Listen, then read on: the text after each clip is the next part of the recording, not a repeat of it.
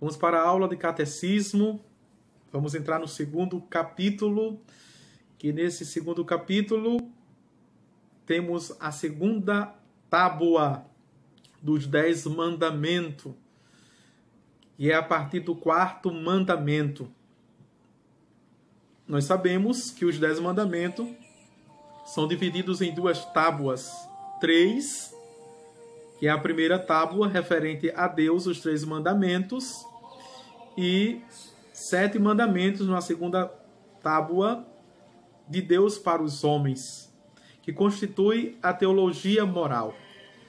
No início desse segundo capítulo, que é a partir da página 573 do Catecismo da Igreja Católica, temos o quarto mandamento, que é referente ao próximo, amar a Deus sobre todas as coisas e ao próximo como a si mesmo. Também está naquela divisão que Jesus fez, né? Amar a Deus são 3 mandamentos, amar o próximo como a si mesmo são 7 mandamentos, como está dividido o Catecismo da Igreja Católica. Talvez você não soubesse dessa informação. Por isso que é importante estudarmos o Catecismo da Igreja Católica. Tem muitas coisas ainda obscuras da nossa fé, que nós não conhecemos, portanto, apesar de dezenas de centenas de pregações, de exortações, de autoajuda, de coach, de grandes pregações fervorosas, mas na doutrina nós somos ainda um nenê. Somos ainda uma criança, que parece que ainda não passamos, da alfabetização da fé. Muitas coisas doutrinárias que fazem parte da nossa fé, que qualquer pessoa adulta deveria saber. Não precisa estudar teologia, basta ler o Catecismo da Igreja Católica. Está tudo aqui, é uma síntese. Por isso que eu estou fazendo por número, parágrafo por parágrafo. Tem mais de 120 aulas já gravadas e postas aqui na minha página do Catecismo da Igreja Católica. Tá certo? Estamos na terceira parte, repetindo, página do Catecismo 573, a partir do número 2196. Você sabia que tem muitos católicos que dizem que são católicos de pé roxo, mas não tem um Catecismo da Igreja Católica?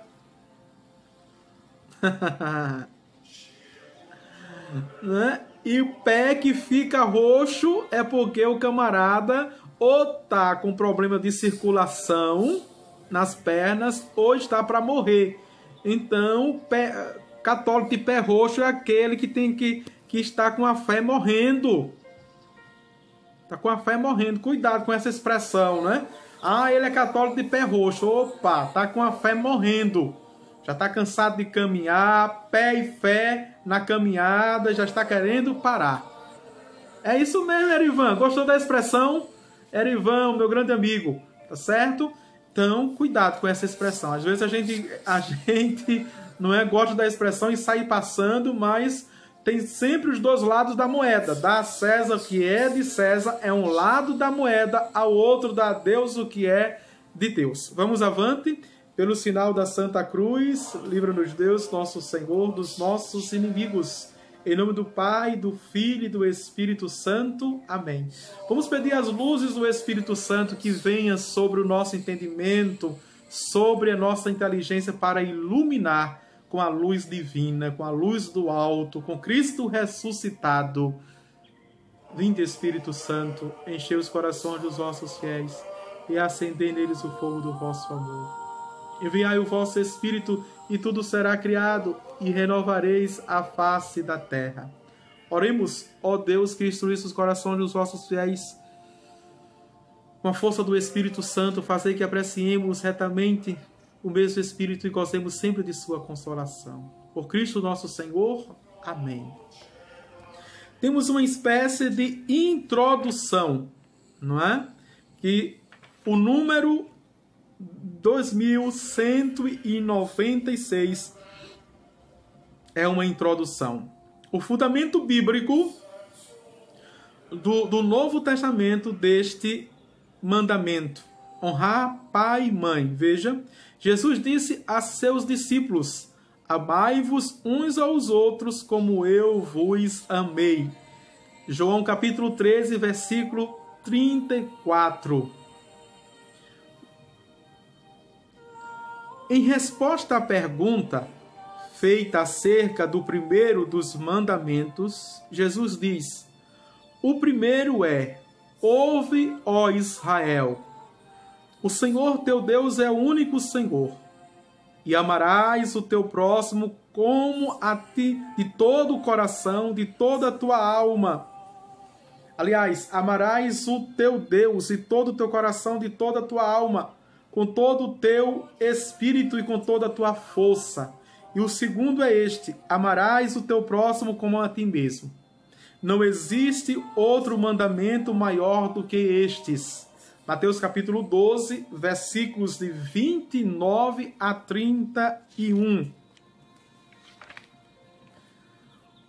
O apóstolo São Paulo o recorda: quem ama o outro cumpriu a lei. De fato, a lei está falando os mandamentos, viu? De fato, os preceitos: não cometerás adultério, não matarás, não furtarás, não cobiçarás, e todos os outros se resumem nesta sentença: amarás o teu próximo como a ti mesmo. A caridade não pratica o mal contra o próximo. Portanto, a caridade é a plenitude da lei. Paulo vai dizer isso na carta aos Romanos, capítulo 13, versículos de 8 a 10. O apóstolo Tiago vai dizer na sua carta: quem faz uma caridade perdoa uma multidão de pecados. Que nós dizemos um caminhão de pecados, tá certo? O apóstolo Paulo vai dizer na primeira carta aos Coríntios, capítulo 13, versículo 1, ainda que eu lançasse o meu corpo ao fogo, ainda que eu retinisse o sino, mas não tivesse amor, nada adiantaria. Então, aqui, o que é o núcleo é o amor. Amar a Deus sobre todas as criações. A criação invisível, a angelical, não é? Seja os anjos bons, sejam os anjos ruins, porque tem gente que adora o Satanás, tem gente que, veja, é satanista. E este mandamento também é para os anjos decaídos, os demônios. Tem gente que ama mais ao diabo do que a Deus. Veja, não é? E o segundo mandamento é amar o mundo, veja, amar a Deus mais do que o mundo, a criação mundana. E a criação humana amar a Deus mais do que os homens, mais do que as pessoas. O Gamaliel disse no primeiro concílio: irmãos, cuidemos para não nos pormos contra Deus, não é? Contra Deus, em favor dos homens. É preferível amar mais a Deus do que os homens. Cuidado com esse respeito humano, não é? A verdade nunca é agressiva. A verdade nunca é inconveniente.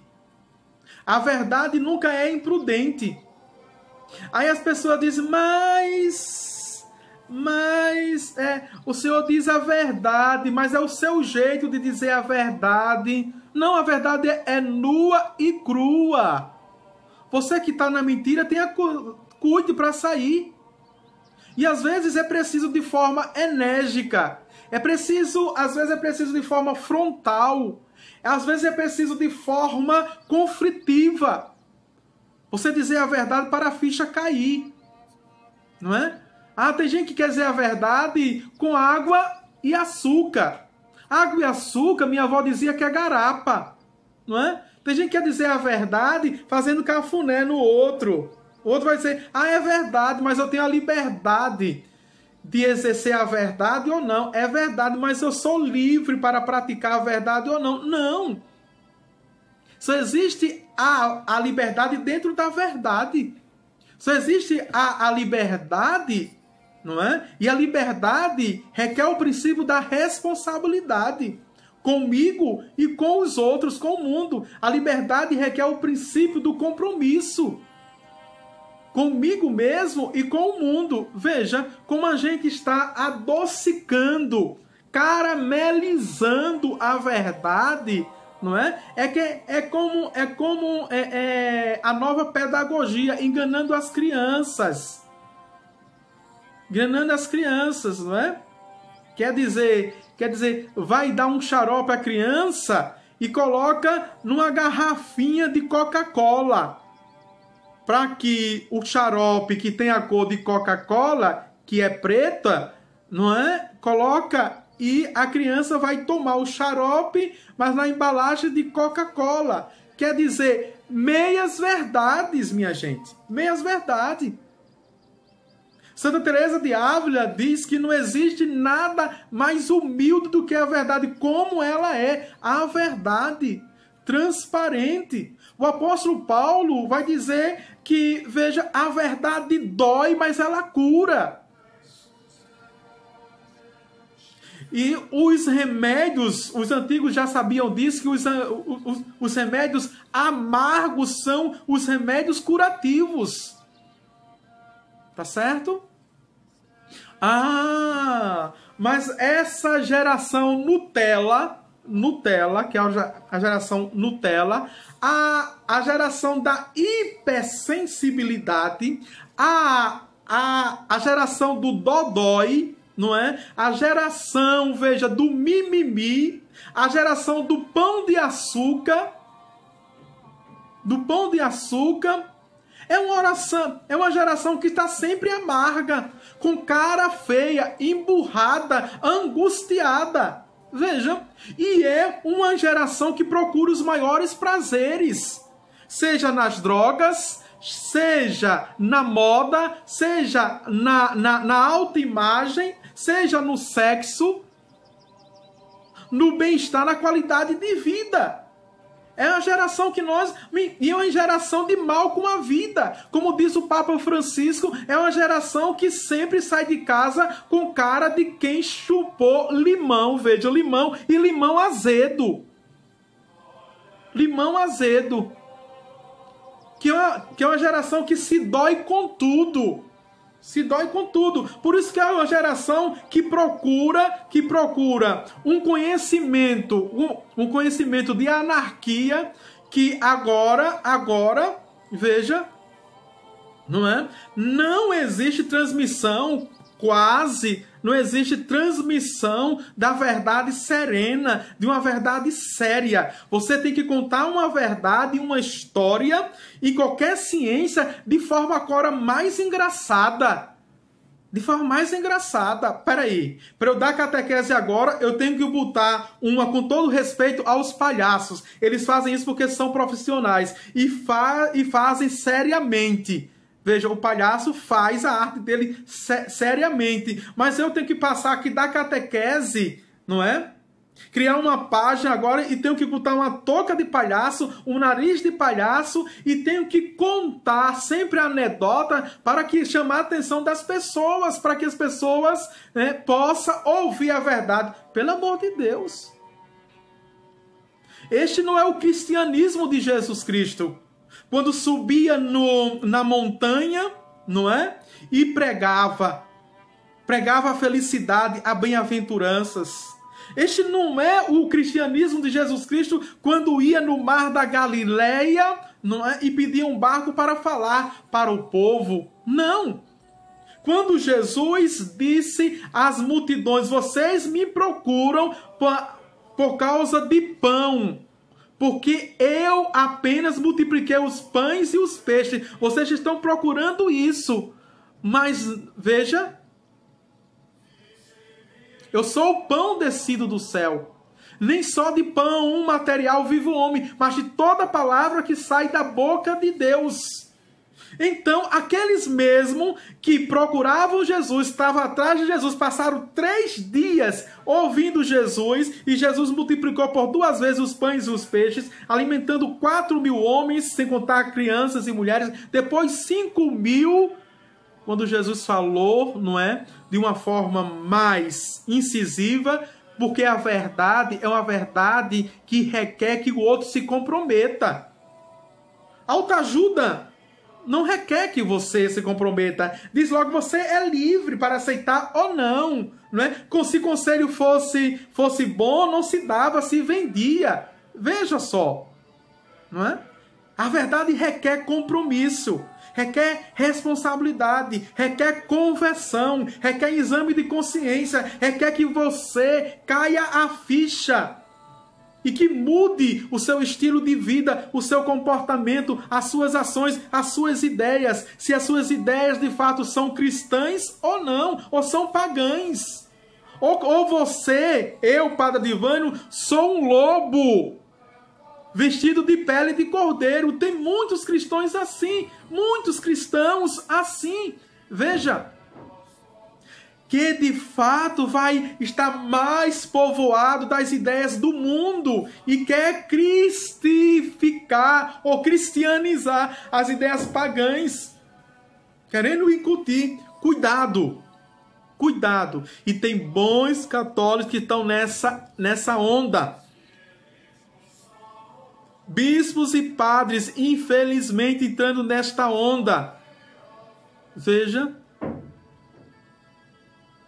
de passar a verdade como os romanos puniam, perseguiam, enrolando, dando pão e circo às pessoas. Não, não, não, não. Esse não é o meu Jesus que disse: eu sou o caminho, a verdade e a vida. Ninguém vai ao Pai senão por mim. Veja. E a alegria que o Papa Francisco está pedindo não é essa alegria fantasiosa. Não é essa alegria alienante. É a alegria que vem do Evangelho. De dentro para fora, do interior para fora. Deu para entender? Kilma Cavalcante, verdade. Veio em minha mente agora a imagem de Jesus quando pergunta aos discípulos: é pesado me seguir e vocês querem ir com eles também? Sim, Kilma, não é? Obrigado por me lembrar. Pedro puxou, não é esse episódio que Pedro puxa Jesus à parte e diz assim: mestre, veja, eles estão indo embora. E Jesus, a queima-roupa, diz o quê? Queres ir com ele também? Pedro, vai. Quem tem medo de perder não pode ganhar. Quem tem medo de perder só entra na lógica do capitalismo, de ganhar, de ganhar. Então é materialista, é preso, está acorrentado pelo consumismo. Jesus nunca teve medo de perder. Não, nunca. Vamos avante, estamos no primeiro número ainda, não é? Vamos entrar agora no artigo 4º, se você está com seu catecismo, o 4º mandamento, que tem uma espécie de introdução. Vamos ver. Honra teu pai e tua mãe, para que se prolongue os teus dias na terra que o Senhor teu Deus te dá. Êxodo 20, 12. Era-lhe submisso. Lucas 2, 51. O próprio Senhor Jesus recorda a força desse mandamento de Deus. Marcos capítulo 7, versículos de 8 a 13. O apóstolo ensina: filhos, obedecei a vossos pais no Senhor, pois isso é justo. Honra teu pai e tua mãe. É o primeiro mandamento com promessas, para seres felizes e teres uma longa vida sobre a terra. Efésios capítulo 6, versículos de 1 a 13, que está para Deuteronômio capítulo 5, versículo 16. Esta é uma espécie de introdução, não é? Da abertura do 4º artigo que fala do 4º mandamento. Honra teu pai e tua mãe. Vamos agora continuar essa introdução a partir do número 2197. O 4º mandamento encabeça a 2ª tábua. Olha a primeira informação, não é? O que eu disse, encabeça a 2ª tábua. Honra teu pai e tua mãe. indica a ordem da caridade. Atenção, a interpretação dos nossos, veja, bispos, não é? O magistério. Indica a ordem da caridade. Está na ordem da caridade honrar o pai e a mãe também, viu? Ou seja, não é apenas humano, mas é divino. Deus quis que depois dele mesmo honrássemos nossos pais, a quem devemos a vida e que nos transmitiram o conhecimento de Deus. Quais são as únicas duas pessoas que depois de Deus você tem que obedecer? Veja. Temos que obedecer o nosso pai e a nossa mãe. Vejam. Não é? Devemos honrar e respeitar todos aqueles que Deus, para o nosso bem, revestiu de sua autoridade. Eles representam aqui, de forma humana, visível, o próprio Deus, autoridade de Deus. Claro, não vamos entrar nesses méritos, nesta discussão, que tudo está de cabeça para baixo. Tudo. Não é? Nós sabemos que tem mães que abortam, que matam os filhos. Tem pais que matam os filhos depois de criados. Nós sabemos. Nós sabemos que tem filhos que matam os pais. Sabemos disso. Mas a ordem divina natural é esta. É esta aqui. Tá certo? Criada por Deus. Não vamos argumentar. Mas padre, isso. Não. Isso foi depois da queda com o pecado. E a coisa foi ficando cada vez mais pior. Como nós sabemos e estamos acompanhando. Tá certo? 2198. Esse preceito está expresso sob a forma positiva de deveres a cumprir. Vejam. Como filhos, deveres a cumprirmos. E no popular diz, quem é um bom filho é um bom marido. Quem é uma boa filha é uma boa esposa. Veja.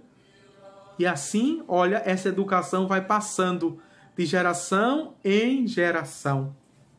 Anuncia os mandamentos que seguem e que se refere a um respeito particular pela vida, pelo casamento, pelos bens terrestres, pela palavra dada. Ou seja, constitui um dos fundamentos da doutrina social da igreja, a família também. Por isso que o Papa, até então, o João Paulo II, e hoje São João Paulo II, disse que ela é a célula máter, mãe da igreja, onde aure, veja, toda a cultura, todo o princípio também da vida moral humana, mas da vida cristã, não é? Nessa transmissão. A família começa com o casal, veja, e um casal aqui, infelizmente ou felizmente, a gente tem que pontuar, um casal de héteros, um homem e uma mulher, não um casal como hoje querem dizer, de homos, de iguais, não, mas de diferentes. De diferente. A mulher é diferente do homem, o homem é diferente da mulher. A coisa está tão absurda que a gente não pode refletir sem fazer essas distinções. Não vos conformeis com este século, com este mundo, mas transformai-vos. Vejam, é o apóstolo Paulo que diz. E nada de dizer, não é? Quem fala a verdade é homofóbico, é racista, não é? É preconceituoso, está discriminando. Não, é a verdade, é a verdade. As minhas tendências não vão mudar a verdade, tá certo? Vamos avante. 2198. Esse preceito está expresso, como já vimos, a forma de cumprimento. 2199. O quarto mandamento dirige-se expressamente aos filhos em suas relações com seu pai e sua mãe, porque esta relação é a mais universal. Veja, abaixo de Deus é totalizadora. Não é? Relação entre pais e filhos. Muitos educadores, muitos pedagogos, muito psíquico, não é? Pedagogos estão refletindo relacionamento com pais e filhos, mas somente na dimensão psíquica, emocional, relacional. Qual profissional da psicologia, da pedagogia, da educação que está colocando o quarto mandamento como princípio, veja, ético-moral? Porque se relaciona logo com a Bíblia ou com uma doutrina? Não. Todas as leis humanas era para aurir, ser formada a partir dos mandamentos. Então toda pedagogia, todo conhecimento pedagógico, psicopedagógico, deveria vir da lei de Deus. Porque tem muitos de psicologia aqui, veja, até porque é no âmbito da relação. É de Deus para os homens, para a bem convivência, a bem relação, não é? E até nós mesmos, enquanto bispos, enquanto padres, diáconos, veja, enquanto catequista dentro do foro religioso, nós não transmitimos esse conhecimento nessa dimensão também pedagógica, ética, moral, que não está apenas para a igreja, está para fora dela, para as famílias, como contributo para uma sociedade mais saudável. Não é assim que a gente diz? Vamos lá? Não é? Veja, diz respeito também às relações de parentesco com os membros do grupo familiar. Aqui a gente chama de enteados, não é? Ou seja, madrastas, padrastos. Vejam. Mandar prestar honra, afeição e reconhecimento também aos avós. Não é? Aos avós, bisavós, tataravós e aos antepassados. Estende-se, enfim, aos deveres dos alunos para com os professores. Atenção aqui, veja, e aqui é algo extraordinário a interpretação, veja, que faz parte do quarto mandamento. Talvez você não soubesse disso, você não sabia que o quarto mandamento está também para a relação de alunos e professores, de professores para alunos, dos empregados para com seus patrões, dos subordinados para com seus chefes, dos cidadãos para com sua pátria e para com os que administram ou a governam. Ou seja, a autoridade que Deus dá, não é, a cada líder, a cada coordenador, a cada superior. Veja. Então, se os homens têm relação de obediência a estes superiores, atenção, os superiores o fazem porque deve ser obediente a Deus e agir com o povo, com o coração de Deus. Em relação aos líderes políticos, não é? A arte de governar o bem comum, que é o bem de todos. Este mandamento implica e subtende-se os deveres dos pais, tutores, professores, chefes, magistrados, governantes, de todos os que exercem uma autoridade sobre os outros ou sobre uma comunidade. Vejam só, como é largo o quarto mandamento, não é? Honrar pai e mãe. 2.200. A observância do quarto mandamento acarreta sua recompensa. Honra teu pai e tua mãe, para teres uma longa vida na terra que o Senhor teu Deus te dá. Êxodo 20, 12. Vejam, está para Deuteronômio 5,16. Aqui é a grande promessa, não é? Da longevidade. Veja, honrar pai e mãe para ter vida longa na vida.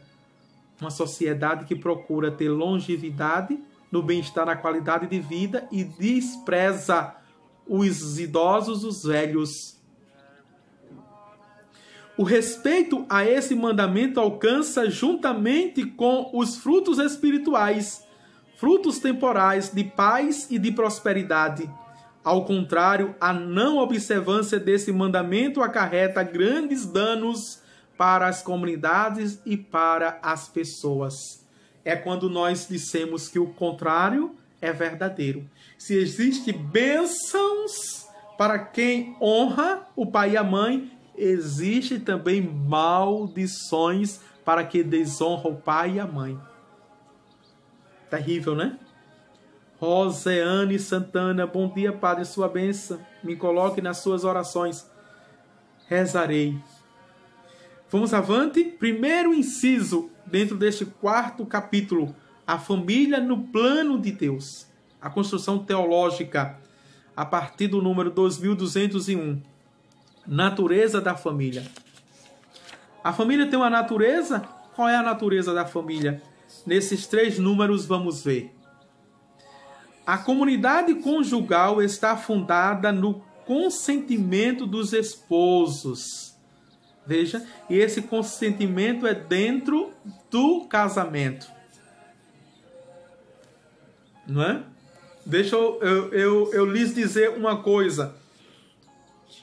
O sacramento do matrimônio, que nós chamamos de casamento, é o único sacramento que o padre, o bispo, o cardeal, o papa ou o diácono, nós não celebramos.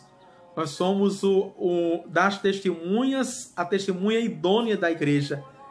Quem celebra esse sacramento são os noivos. Por isso que diz o catecismo, com o consentimento dos esposos. Aqui.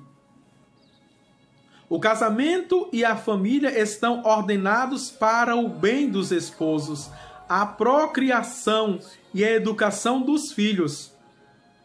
Olha a natureza da família para que é. Primeiro, para o bem dos esposos. Segundo, para a procriação, para ter filhos. Não é? E a educação dos filhos, criando os filhos.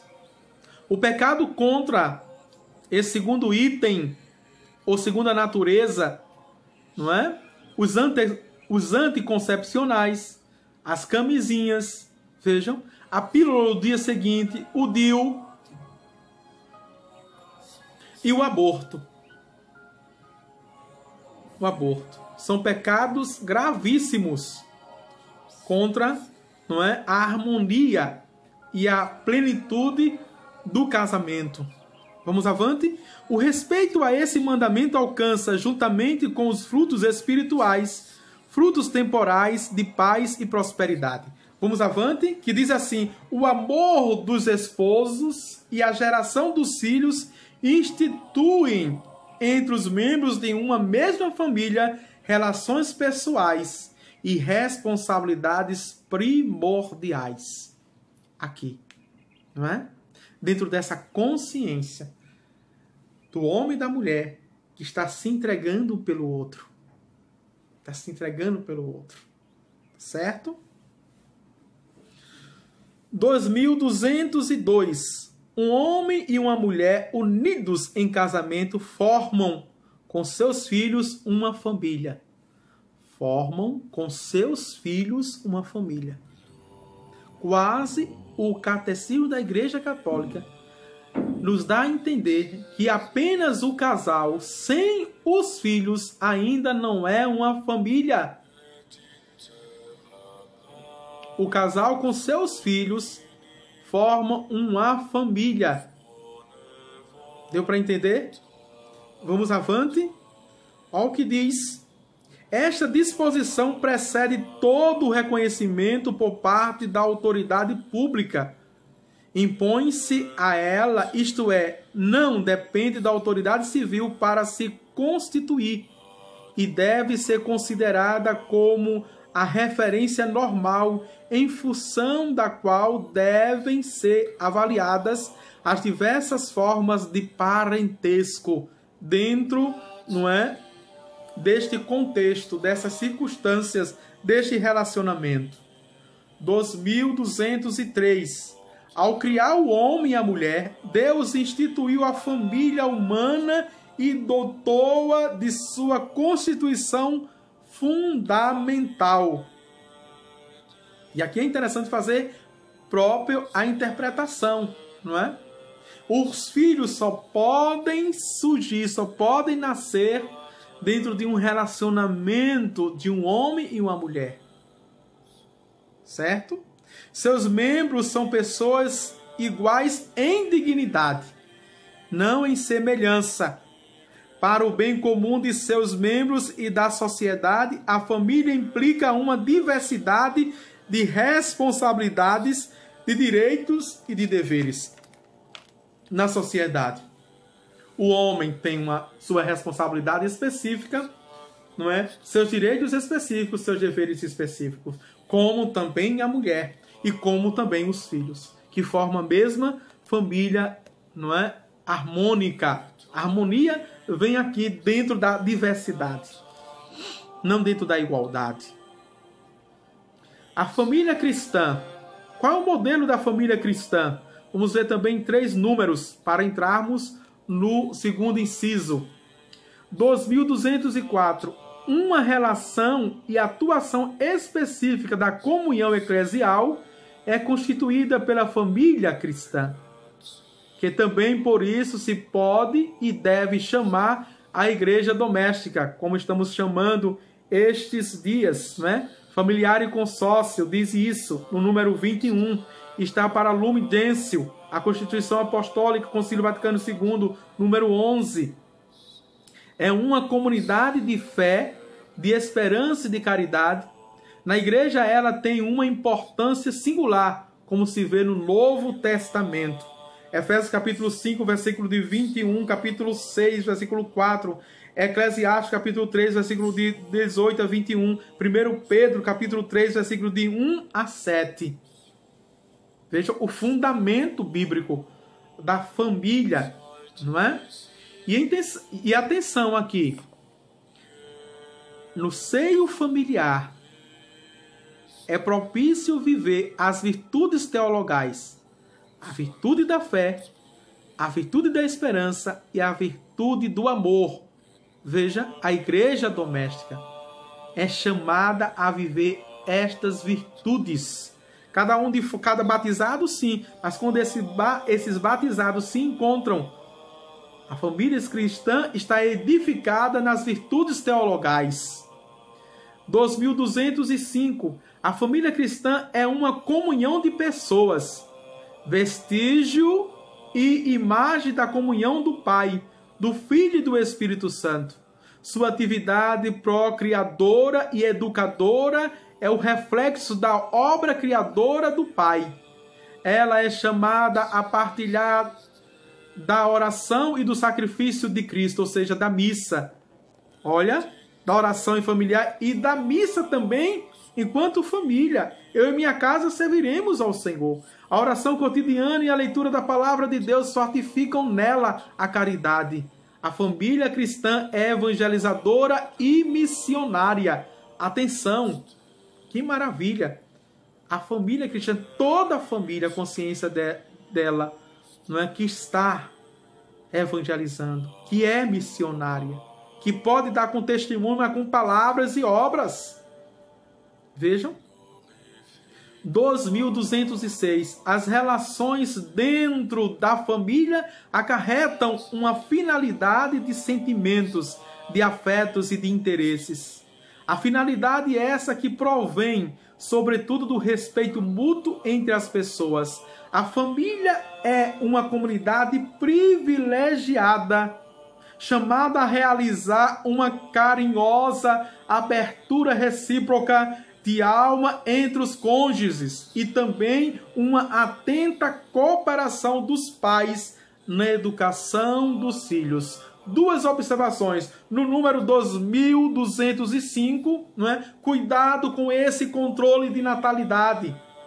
Cuidado aquilo que os casais pós-modernos estão chamando de planejamento. Ô meu amor, ô meu neguinho, ô meu amorzinho, vamos planejar ter filhos somente depois de 5 anos, depois de 10 anos, quando a nossa vida estiver resolvida, quando a gente terminar a faculdade, a pós-graduação, o mestrado, o doutorado, quando a gente tiver uma casa, quando a gente tiver os móveis, quando a gente tiver um carro, nunca vai ter filho, pelo amor de Deus. Pensa que está enganando a quem? Os casais de hoje, veja, estão se casando sem pensar nos filhos. Tem tudo no planejamento. Tem tudo no planejamento, menos filhos. Os filhos hoje, infelizmente, a prática diabólica, satânica, que filho é sinal de atropelamento. Filho não é mais bênção. Filho agora é maldição, é desgraça. E tem pessoas que procuram o padre para que o padre possa assinar, ratificar isso.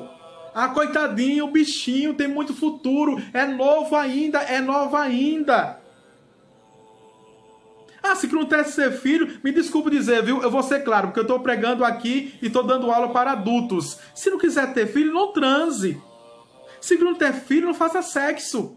Se não quiser ter filho, não é? Viva a castidade, o celibato e pronto. Mas não quer ter filho, não é? Confia. Na camisinha, confia. Veja, nos métodos anticoncepcionais que são falhos, não é? Até a memória da pessoa, da mulher, é falha, erra na contagem, pô, puf. Não é isso? E depois fica se lamentando. Ah, eu tomei a pílula do dia seguinte, mas eu tomei o chá de quebra-pedra, eu tomei Coca-Cola com tempero coloral, eu comprei a medicação. Hoje o que não falta são médicos abortistas, enfermeiras abortistas, clínicas clandestinas e particulares, oficialmente, veja, pelo Estado cadastrada, que são abortistas e que dão conselho para abortar.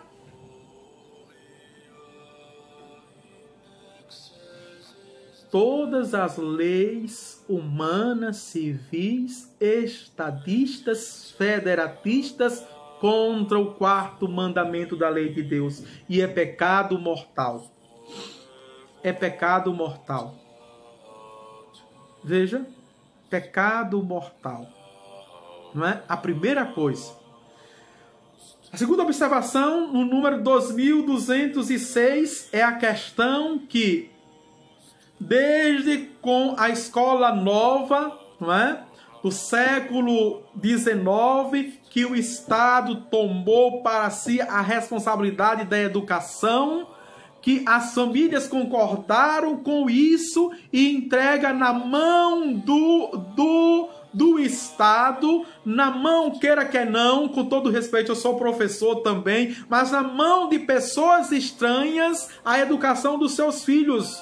O Catecismo da Igreja Católica está dizendo que a educação dos filhos é responsabilidade, é compromisso de interesse inteiramente, é obrigação, direito e dever dos pais. Os professores são transmissores do saber, do ensino, do conhecimento. Os professores não são educadores. Que vai passar o princípio cristão, o que vai passar o princípio ético, moral, do bom, veja, relacionamento e convivência, são os pais a partir de casa. E no popular a gente diz o quê? O costume de casa vai à praça. Mas infelizmente isso se inverteu, que os professores não sabem mais o que fazer. Ou dão aula ou em coisas domésticas. O professor, ele tem que transmitir o saber hoje, ele tem que ser conselheiro, ele tem que ser guru, ele tem que ser, veja, diretor espiritual, ele tem que ser, transmitir uma ética e uma moral. É tudo. E o salário, ó, pupu. Tem que ser tudo. Tem sua casa, tem sua família e tem que se preocupar com o filho dos outros. Porque os pais não estão nem aí. Não estão nem aí. Tem que bater no peito, minha culpa, minha tão grande culpa. É em síntese, não é? José Constantino, que é o ministro, veja, psicólogo, porque é em síntese, é tudo. É tudo. É muito mais do que psicólogo. É diretor espiritual, não é? É diretor espiritual. Veja.